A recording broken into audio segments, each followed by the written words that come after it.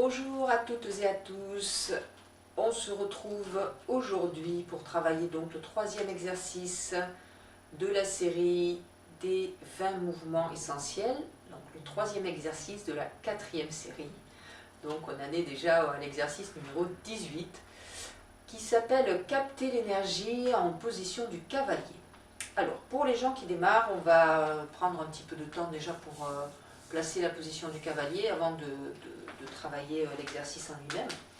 Alors la position du cavalier, je vous donne la version originale, on va dire entre guillemets, ensuite on verra les adaptations que l'on peut faire en fonction des morphologies et des souplesses et raideurs de chacun. Alors la posture du cavalier, c'est une posture qui est très large, on va dire, entre les pieds. Donc on travaille habituellement sur un écart entre le bassin et les épaules. Là, on est sur une posture qui est plus large. Alors, pour avoir la bonne longueur, le bon écartement du pied, on mesure ces 3 longueurs de pied. Donc, on place 1 autour, 2, 3, et ici, vous êtes sur l'écart qui correspond, mais on va dire à votre taille et à votre morphologie. Alors évidemment, si vous faites 1m90 et que vous chaussez du 34, ça sera peut-être un petit peu petit par rapport à votre taille, et inversement, si vous chaussez du 43 et que vous faites 1m50, ça va être un petit peu large, donc il faut aussi faire quelques adaptations. Bon, en général, on a une pointure qui est adaptée à notre taille et à notre morphologie, donc globalement, ça fait 3 longueurs de pied. Les pieds sont normalement parallèles. On peut ouvrir légèrement vers l'extérieur si vraiment c'est trop contraignant au niveau des genoux, la flexion, parce qu'évidemment sur le cavalier on ne va pas rester avec les jambes tendues. Donc il va s'agir de fléchir les genoux, de descendre avec le dos qui va rester vertical, et de tâcher de ne pas amener les genoux ici vers l'avant. Normalement, les genoux ne doivent pas dépasser, comme on a vu dans l'exercice précédent, une ligne qui passe par le bout des orteils, une ligne verticale. Donc un bon entraînement pour vous exercer à ça, c'est de placer vos pointes de pied contre le mur et de fléchir, et vous allez voir que quand les genoux vont toucher le mur, de toute façon ils ne pourront pas aller plus loin, vous serez sur le maximum, il faut ensuite continuer à essayer de descendre. Donc attention, ici, donc on a parlé des genoux, donc on a parlé des pieds, donc ça, non, on ne voit pas les pieds comme ça, ici. On tolère une ouverture, petite ouverture vers l'extérieur, pour favoriser quand même, parce qu'en fermeture c'est plus difficile pour les genoux et pour les hanches aussi. Donc on tolère une petite ouverture, mais il ne faut pas que ça soit trop important. Donc on a parlé des genoux, on a parlé des pieds, donc maintenant on va parler du bassin. Donc attention, le bassin de ne pas creuser, donc de ne pas placer le bassin en antéversion. Quand on est ici, on n'a aucune stabilité. Vous verrez que si vous êtes à 2, si vous avez le dos creux, quelqu'un pousse, vous tomberez. Donc ici, il faut s'asseoir. Il faut imaginer que vous asseyez. De ce fait, le bassin, il va se basculer naturellement en rétroversion. Il faut ouvrir un petit peu ici la zone au niveau des lombaires. Gardez le dos vertical. Donc pas de ça, pas non plus penché en avant.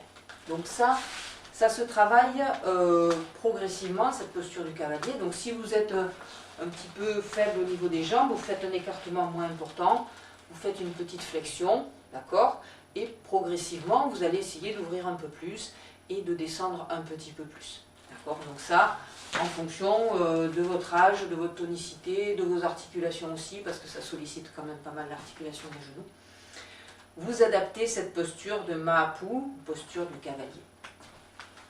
Alors l'exercice qui va nous occuper aujourd'hui s'appelle donc capter l'énergie, comme je vous ai dit. Donc on ouvre le pied gauche en posture cavalier. Donc l'ouverture, elle se fait exactement comme on a vu tout à l'heure, d'accord, dans le vide et le plat. C'est-à-dire que la seule différence, c'est que là, il va falloir fléchir plus bas pour pouvoir ouvrir plus large. Et pas faire quelque chose comme ça. Parce que ça, c'est pas correct. Ça, c'est... Là, il n'y a plus d'équilibre, il n'y a plus d'enracinement. Okay, donc ici, on fléchit plus bas pour ouvrir plus large. Et on garde toujours cet alignement entre la jambe et le tronc. on va démarrer avec les jambes tendues cet exercice et on va démarrer par une inspiration. Une inspiration. Donc en même temps qu'on va inspirer, donc il va falloir imaginer un ballon qui va se gonfler ici entre les bras et le corps. Donc ce ballon, au fur et à mesure qu'il se gonfle, il va venir pousser puisqu'il est ici contre votre corps, entre vos mains ici et votre bas-ventre. Quand il va se gonfler, il va faire monter les bras et en même temps il va faire descendre le bassin. C'est ce qu'on appelle un mouvement yin-yang, donc comme on avait vu aussi déjà dans la première partie. Donc ici les bras vont monter et le bassin va descendre. Donc toujours ce ballon se gonfle ici à l'intérieur de votre corps. Donc il se trouve ici. Okay. Et en expirant, on va imaginer qu'on appuie sur le ballon comme si on voulait le faire plonger sous l'eau. Hein, donc d'accord, il faut mettre donc une pression quand même importante. Et en même temps, on tire bas et vers le ciel pour redresser un pouce dans les pieds. D'accord? On inspire.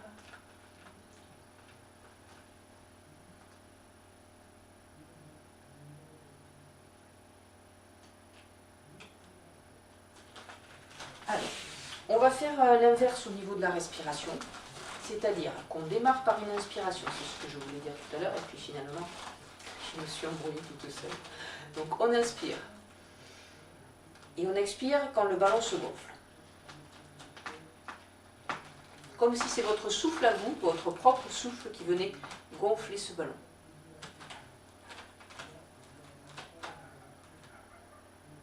Et on inspire quand on remonte.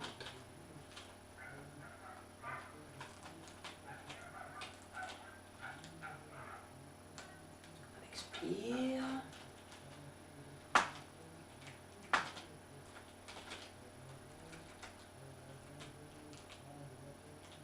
Et on inspire.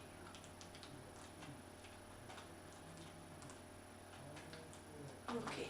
Donc, l'exercice en lui-même n'est pas très difficile au niveau du mouvement ici des bras. C'est surtout le placement en posture du cavalier qui vous demandera peut-être un petit peu plus de temps. Prenez le temps de vous y habituer, de vous entraîner dans la journée. Ça prend 2 minutes de dire tiens, je vais essayer de faire la posture du cavalier. Mettez-vous de profil avec un miroir, peut-être ça vous permet de régler votre verticalité. Des fois on a une perception qui n'est pas bonne de notre placement dans l'espace et de notre corps, donc c'est bien des fois de travailler avec un miroir pour s'auto-corriger. Ou avec le regard de quelqu'un d'autre, de la famille, ou des amis, ou de collègues de travail. On peut faire également cet exercice d'une manière un peu plus dynamique, un peu plus tonique, de la même façon qu'on avait fait l'exercice, si vous vous souvenez, pour les épaules. Donc là, on peut faire cet exercice en faisant un relâchement d'un seul coup, d'accord? Comme si le ballon se gonflait, pouf, d'un seul coup, comme un airbag qui se gonfle. D'accord? Donc on démarre toujours par l'inspiration. Et là, on va pouvoir faire une expiration par la bouche, hein, comme on a fait, parce que ça va aller d'un coup. Donc, on inspire.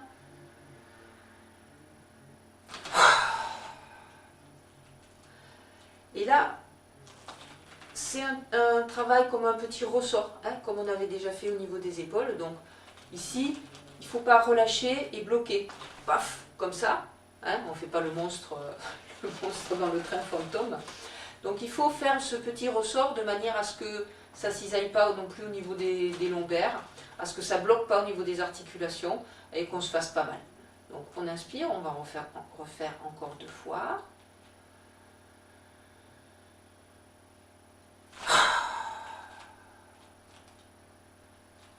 On inspire, on enfonce toujours notre ballon dans l'eau.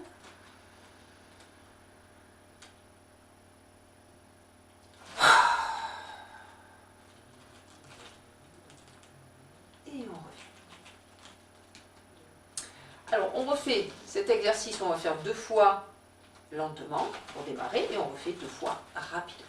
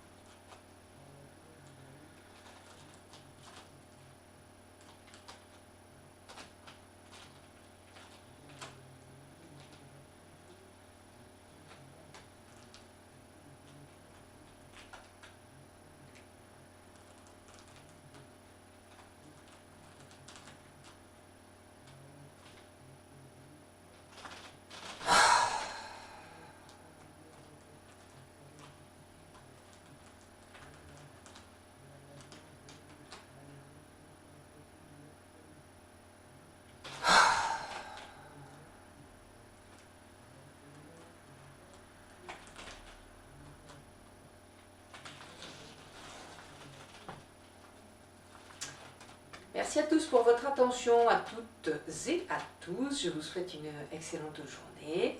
Bon entraînement avec cette posture du cavalier et à bientôt pour la suite et presque la fin de cet enchaînement. Au revoir.